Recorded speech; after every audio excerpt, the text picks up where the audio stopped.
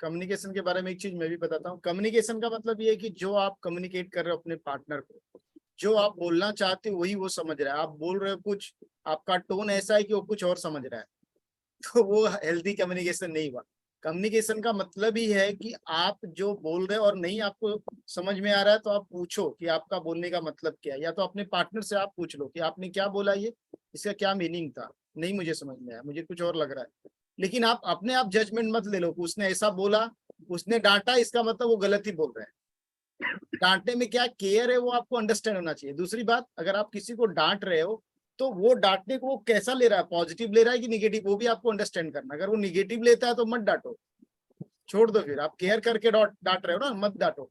आपका कम्युनिकेशन इतना बेस्ट होना चाहिए कि आप जो बोलना चाहते हो वही उसके पास पहुंचे, और आप जो समझाना चाहते हैं। अगर आपके बोलने से सामने वाला गलत समझ रहा है तो प्रॉब्लम सामने वाले में नहीं, आपके बोलने के तरीके, अंदाज और इसमें है। तो आपको इम्प्रूव करना है कि आपके बोलने से सामने वाले को प्रॉब्लम होगी। एंड कम्युनिकेशन के साथ साथ आता है हमारा इमोशनल इंटेलिजेंस। आप किस तरीके से अपने इमोशंस पे कंट्रोल करते हो, उनको अंडरस्टैंड करते हो, ये बहुत इंपॉर्टेंट रोल प्ले करता है आपको ये अंडरस्टैंड करने में कि आप अपने पार्टनर के इमोशंस को कैसे अंडरस्टैंड करोगे। The power of effective communication इस ओपन कम्युनिकेशन, जैसा भी सर ने बताया, उसमें कोई आपकी टोन बहुत मैटर करती है।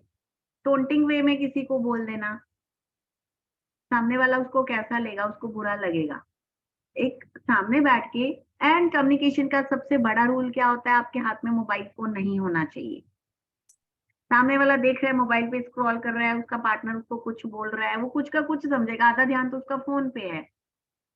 तो अगर आपको लग रहा है आपका पार्टनर फोन पे बिजी है तो आप बात मत करो, या उसको बोलो कि मुझे बात करनी है, एक बार फोन को साइड में छोड़ो, क्योंकि फोन आपके लाइफ पार्टनर से इंपॉर्टेंट आपके लिए नहीं हो सकता। Active listening and empathy. Active listening again, tentative होके उस इंसान को, अपने लाइफ पार्टनर को सुनना। ऐसे नहीं यहाँ किसी काम में ध्यान है, किसी मीटिंग में बिजी है, ऑफिस का कॉल आ रहा है, उधर से वो कुछ कह रही है वाइफ, उसको हाँ हाँ करके जवाब दिया और चले गए। 5 मिनट लगेंगे बात को सुनने में, आराम से बैठ के, without any distraction, without any gadgets, आप उसकी बात को सुनो, समझो, अंडरस्टैंड करो। जरूरी नहीं है कि हर बार आपको आंसर ही देना है।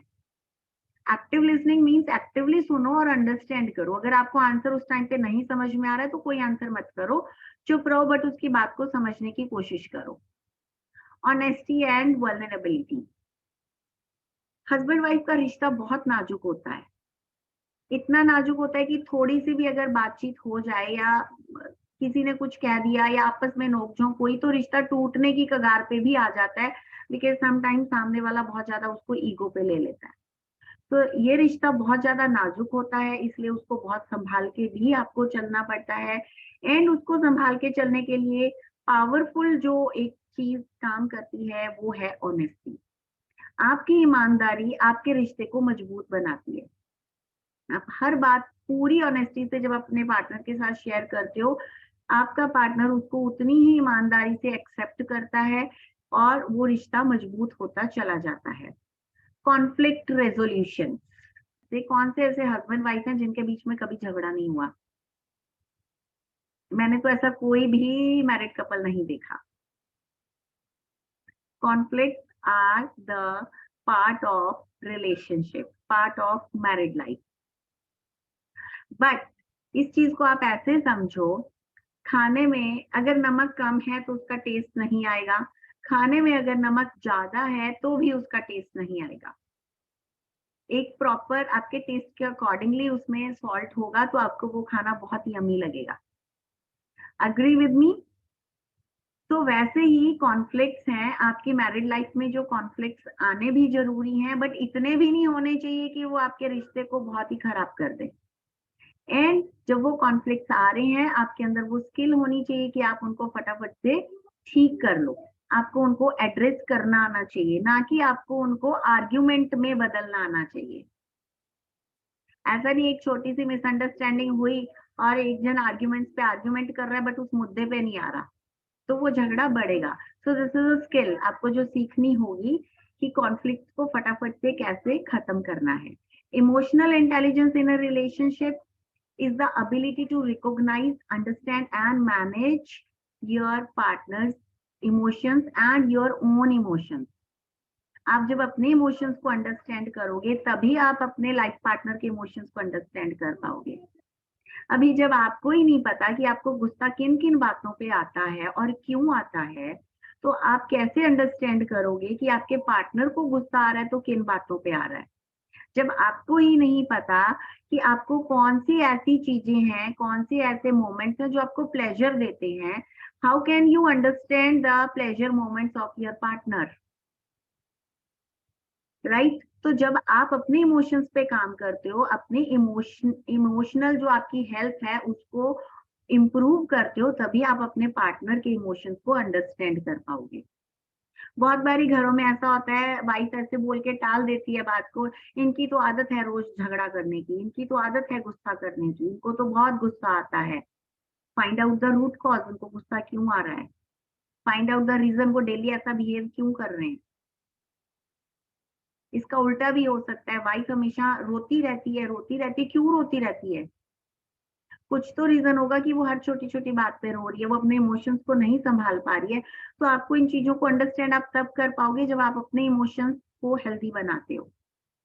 Empowering and uplifting each other, healthy couple वो होता है जो एक दूसरे को एम्पावर करता है, एक दूसरे की वीकनेसेस को छुपा के उनकी स्ट्रेंथ को अप करता है, एक दूसरे के साथ मिलके उसकी ग्रोथ पे काम करते हैं। एंड ये सारे कनेक्शन आप तब बिल्ड कर पाते हो जब आपके अंदर खुद के इमोशंस स्ट्रॉन्ग हैं। वेरी ब्यूटीफुल कोट, स्वयं की उन्नति में अधिक समय देंगे तो दूसरों की निंदा करने का समय कम मिलेगा। जब आप खुद के ऊपर काम कर रहे हो, आप अपने इमोशंस को अंडरस्टैंड कर रहे हो, आप अपने हॉबीज को परस्यू कर रहे हो, आप ये सीख रहे हो कि झगड़े को खत्म कैसे करना है, आप ये सीख रहे हो कि मुझे हेल्दी हैप्पीएस्ट हस्बैंड या वाइफ कैसे बनना है, तभी आप अपने पार्टनर को खुश रख पाओगे। एंड आपके पास टाइम ही नहीं होगा कि मेरा हस्बैंड तो ऐसे करता है, मेरी वाइफ तो ऐसे करती है, ये तो सबसे खराब पति मुझे मिल गया, सबसे खराब पत्नी मुझे मिल गई। तब आप बोलोगे मेरा husband is the best, my wife is the best. Now identify the areas, कौन कौन से ऐसे एरियाज हैं जिन पे जाके हम अपनी पर्सनल ग्रोथ को एनहेंस करेंगे तो हमारा जो रिलेशनशिप है, जो आपकी मैरिड लाइफ है, वो भी एनहेंस होगी। इंडिविजुअल ग्रोथ के कौन से वो एरियाज हैं, एंड उन पे काम करके उनकी जब आपको अवेयरनेस होती है तो आप अपने मैरिड लाइफ को कैसे एनहेंस कर पाते हो।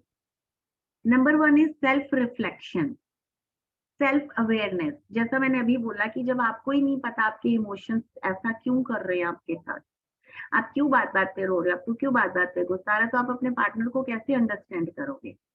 This is the most highlighting question कि जब आप खुद को नहीं समझ पा रहे हो तो क्या आप अपने पार्टनर को समझ पाओगे।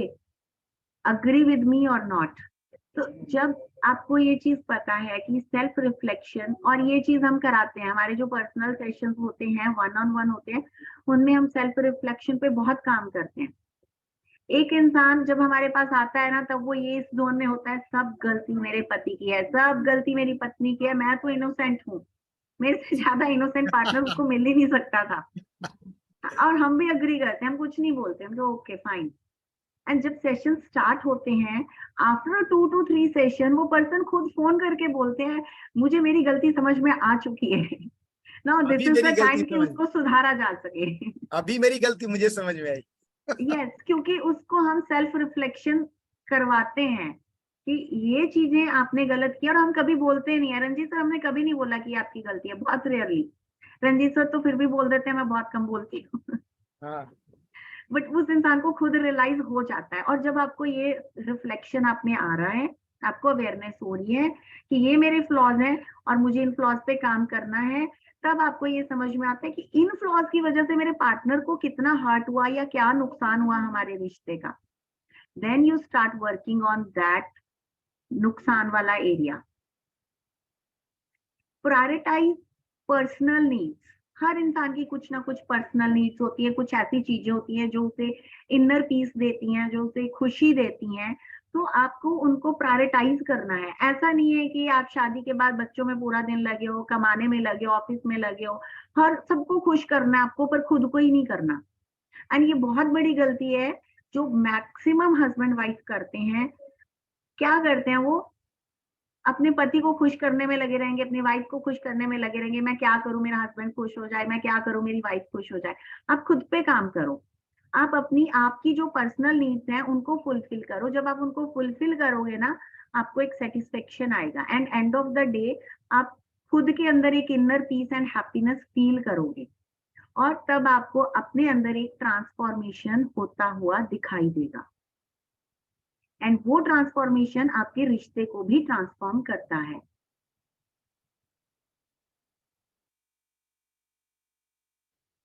Areas of strength and improvement. आपको ये चीज पता होनी चाहिए कि आपकी स्ट्रेंथ्स क्या हैं। जो स्ट्रेंथ्स अभी आपकी हैं उनको आप और कैसे एक्नॉलेज कर सकते हो, किस तरीके से उनको और इम्प्रूव कर सकते हो कि आपकी पर्सनल ग्रोथ उसमें और अच्छे से हो। तो आपको अपनी स्ट्रेंथ्स को अंडरस्टैंड करना है, उन पे वर्कआउट करना है, उनको इस तरीके से पॉलिश करना है कि वो आपके रिश्ते को और ज्यादा मजबूत करें। Open and non judgemental dialogue.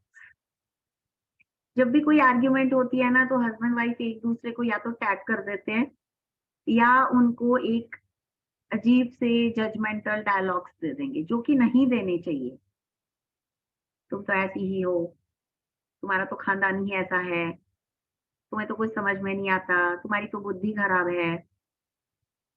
ऐसे और भी बहुत सारे डायलॉग्स जो मुझे लगता है कि मैं अभी नहीं एड्रेस कर पाऊंगी, बट हम डेली बेसिस पे उनको सुनते हैं। तो आपको वो जजमेंट नहीं देनी है, आपको वैसे डायलॉग्स अपने पार्टनर को नहीं देने हैं। अगर आप उसको सपोर्ट नहीं कर सकते हो तो आप चुप रहिए। अगर आप ऑनेस्टी आप में अभी इतनी बिल्ड नहीं हुई है कि आप ऑनेस्टी से उस कन्वर्सेशन को एक अच्छे रिस्पेक्टफुल वे में आगे बढ़ाओ, तो आप उस टाइम पे साइलेंट रहिए। बट आपको विदाउट एनी सोचे समझे कुछ भी चीजें अपने पार्टनर को नहीं बोलनी है, बिकॉज बहुत टाइम ऐसे क्रूशियल टाइम पे लोग चीजें बोल देते हैं कि वो लाइफ लॉन्ग दिमाग में बस जाती है और निकलती नहीं है और पूरी जिंदगी हस्बैंड या वाइफ उस एक ग्रज को लेके जीता रहता है। मेरी वाइफ ने तब मुझे ऐसा बोला था। एंड ये एक बहुत ही बुरे तरीके का क्रिटिसिज्म होता है और ये क्रिटिसिज्म फिर आपकी लाइफ में फियर भी ले लेता है। एक पार्टनर दूसरे पार्टनर से डरने लगता है बोलने से पहले कि ये इसने अगर मेरे को अब ऐसा कह दिया तो मैं क्या करूंगा। तो वो चीज आपके रिश्ते को एक नेगेटिव जोन में लेके जाती है। तो आपको कुछ भी डायलॉग देने से पहले अपने एक रिश्ते के रिस्पेक्ट का और उसकी नाजुकता का ध्यान रखना है। हाँ, मैं ये बताना चाहता हूँ कि देखिए, अगर आप ज्यादा अपने ऊपर काम नहीं करोगे और सामने वाले को बार बार आप बोलते रहोगे तुम्हारे में ये गलतियां तुम्हारे, तो क्या होगा, आपके बीच में दूरियां होंगी। और देखिए क्या होता है, रिश्ता जो होता है ना, दो लोग की नजदीकियों से बनता है। जब दूरियां बढ़ेगी, रिश्तों में दूरियां बढ़ेगी तो क्या होगा, दो लोगों के बीच में अगर दूरियां बढ़ गई तो क्या होगा, तीसरे की एंट्री होगी। Yes, किसके साइड होगी पता नहीं, या तो वाइफ की साइड होगी या तो हस्बैंड के साइड होगी, लेकिन तीसरा कोई इंटर करेगा।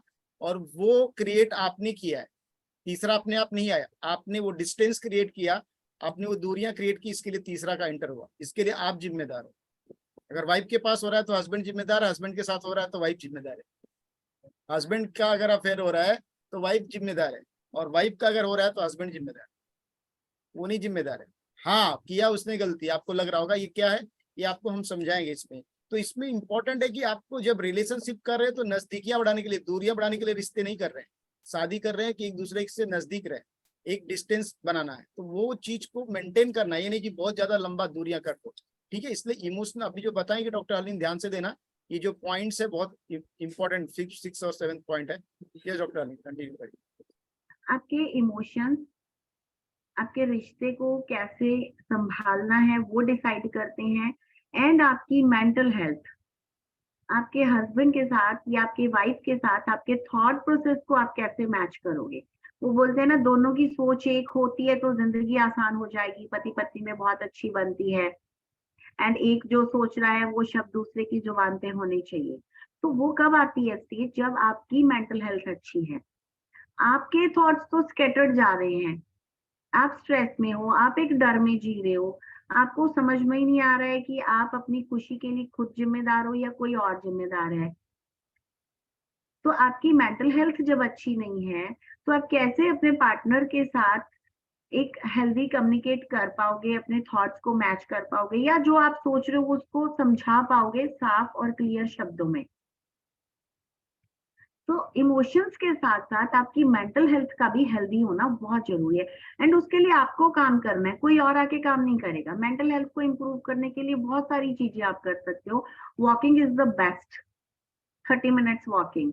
आप वॉकिंग नहीं कर रहे हो, आप मेडिटेशन करो। आप मेडिटेशन नहीं कर रहे हो, आप अपनी एक हॉबी को परस्यू करो।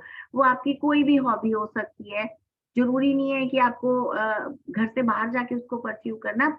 स्मॉल स्केल पे कर लो, 5 मिनट्स उसको परस्यू करो, वो आपको एक मेंटल पीस देगी। There are an number of ways to improve your mental health. And अगर बहुत ज्यादा प्रॉब्लम आए तो डॉक्टर नेल्सन को कंसल्ट कर लो, राइट। तो professional and personal development. Professional development, आप अपने करियर में क्या कर रहे हो, कैसे कर रहे हो, आप अपने करियर को कैसे इम्प्रूव करोगे।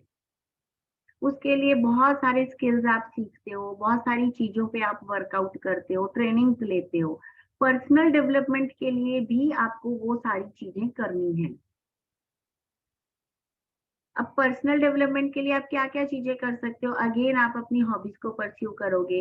अगर आपको बचपन से किसी चीज का शौक था कि हाँ ये चीज मुझे आनी चाहिए, मुझे सीखनी है, तो आप उसको फाइंड आउट करो और उसको सीखो। आजकल चीजें सीखना वेरी इजी, ऑनलाइन सब कुछ अवेलेबल है, आप सीख सकते हो। And most important thing is कि जब आप पर्सनल डेवलपमेंट पे काम कर रहे हो तो आपका इमोशनल सपोर्ट सिस्टम स्ट्रांग होना बहुत जरूरी है। तभी आप अपनी पर्सनल डेवलपमेंट को बहुत अच्छे से परस्यू कर पाओगे। बिकॉज होता क्या है, this is the scenario of many people. Professional growth चाहिए, करियर में अचीवमेंट चाहिए, करियर में हर साल इंक्रीमेंट भी चाहिए सैलरी में, एंड एक डेजिग्नेशन में भी इंक्रीमेंट चाहिए।